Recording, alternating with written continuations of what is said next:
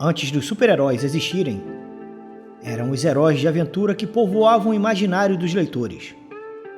Personagens como Buck Rogers, Tarzan, Conan e Doc Savage, mesmo sem poderes sobre-humanos, emocionavam milhares no início do século passado. Suas histórias eram levadas ao público por meio de jornais, rádio ou pulps, tipo de revista produzida com papel barato e de baixa qualidade, fabricadas com polpa de celulose.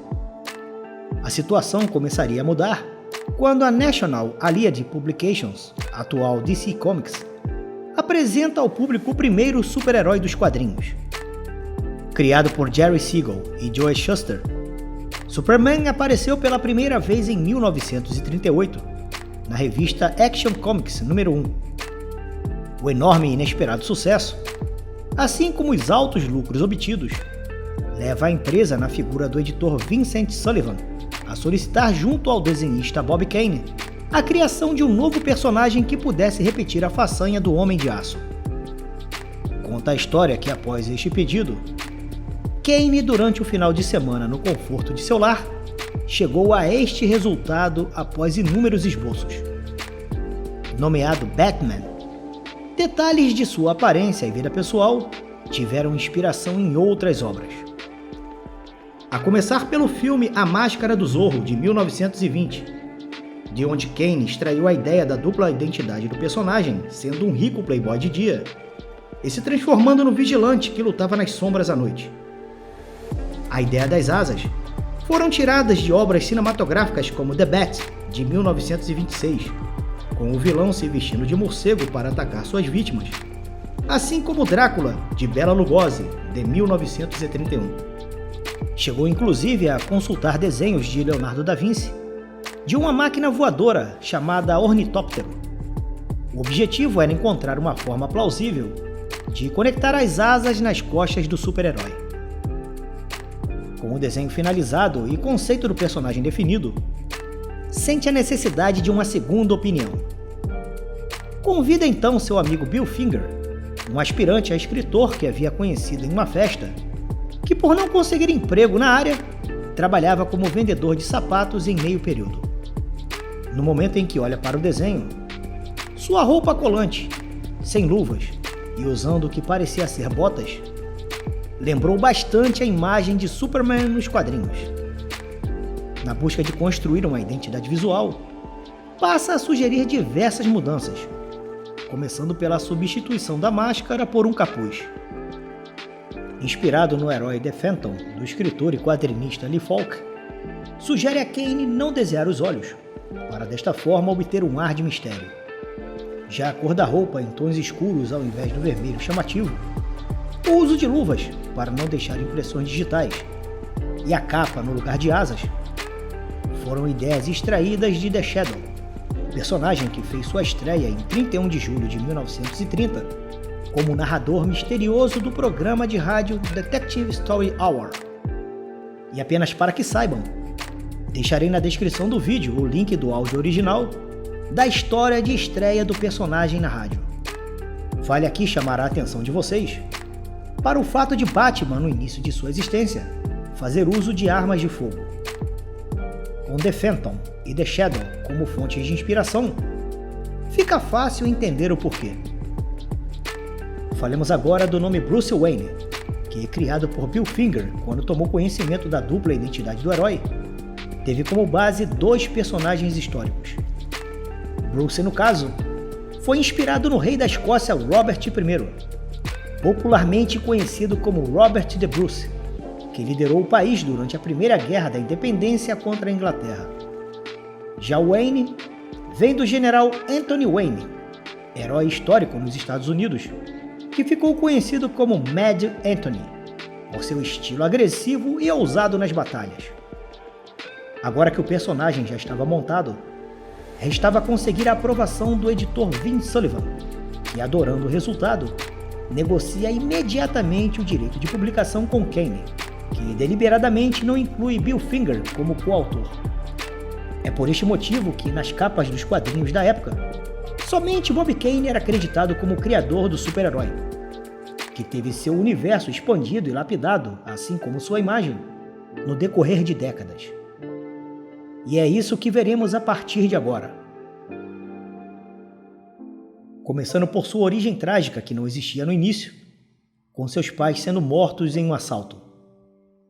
Este evento foi criado e publicado na revista Detective Comics 33 para explicar aos leitores o motivo que levou Bruce Wayne a se tornar um combatente do crime. O Bate-Sinal, por sua vez, teve sua primeira aparição em 1942 na Detective Comics número 60, na história Case of the Costume Clad Killers, escrita por Jack Schiff. Foi ele quem introduziu o sinal do Homem-Morcego em seu universo, que, segundo algumas fontes pesquisadas por mim, dizem ter se inspirado no filme The Bat, de 1926. O que, convenhamos, faz sentido.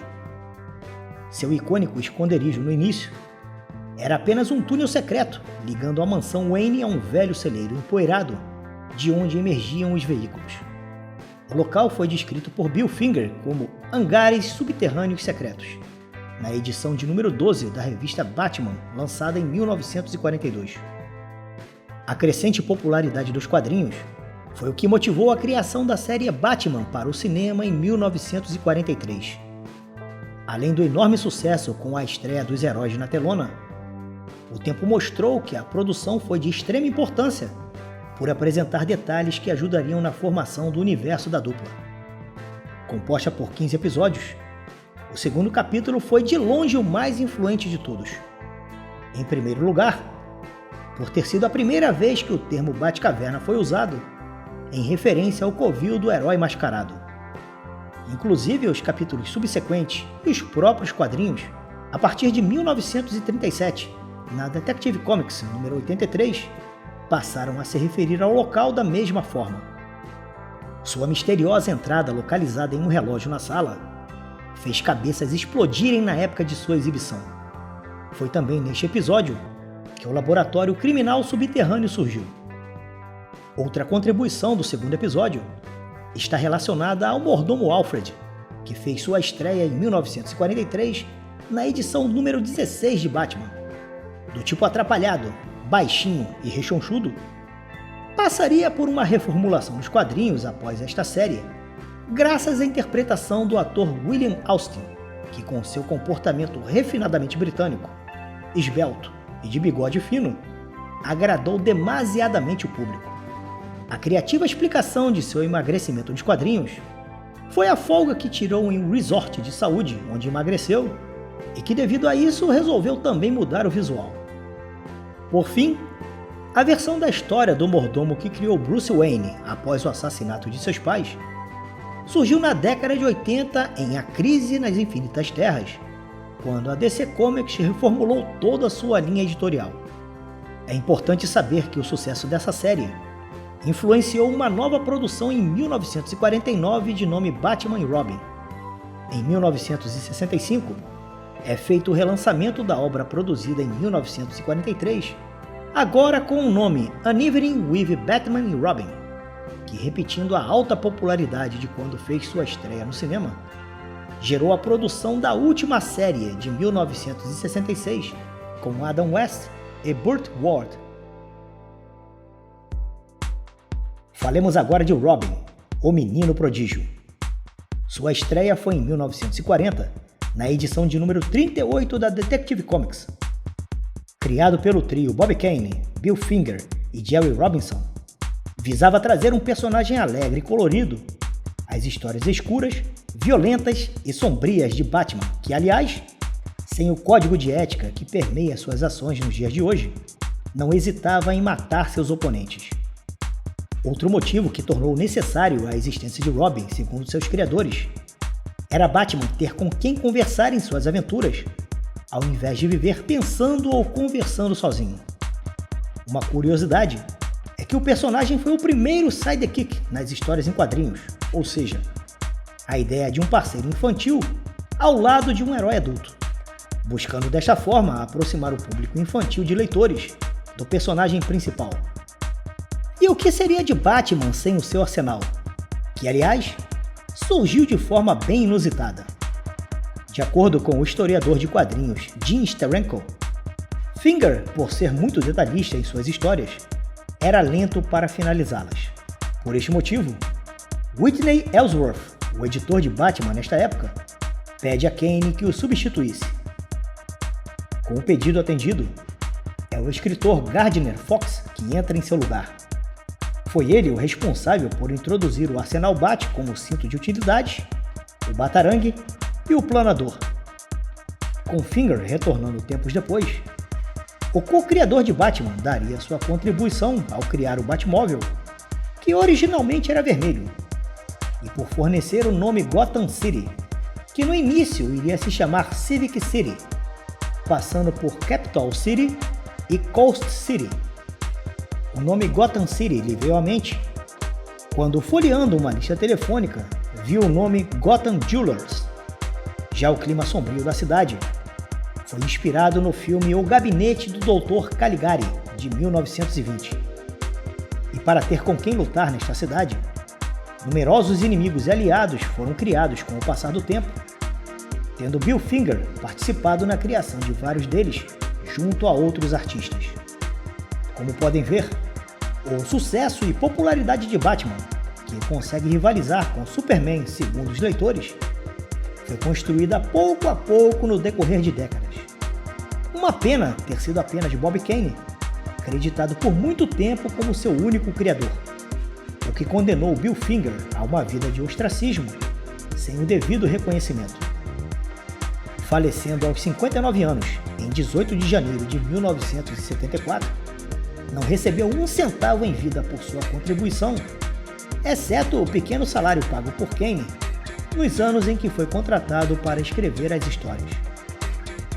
Se hoje ele é acreditado em obras ligadas ao universo do maior detetive do mundo, é graças à sua neta, que após uma longa batalha judicial, forçou a Warner ao reconhecimento de seu avô como co-criador do Homem-Morcego. Em outubro de 2015, a DC Comics emite um comunicado dizendo que havia chegado a um acordo com os herdeiros, passando a partir de então acreditar o falecido escritor, sendo a primeira vez que isso ocorreu em Batman e Robin Eternal 3 e Batman Arkham Knight Genesis 3. Logicamente, estou desconsiderando a reimpressão de Detective Comics 27 em julho de 2014, que trouxe na capa seu nome como co-criador. Nas telas de cinema seria acreditado em 2016 no filme Batman vs Superman: Dawn of Justice. Esse desfecho certamente teve uma grande ajuda de um movimento em favor do reconhecimento de Bill Finger, que passou a ganhar força em 2012 após a publicação de Mark Tyler.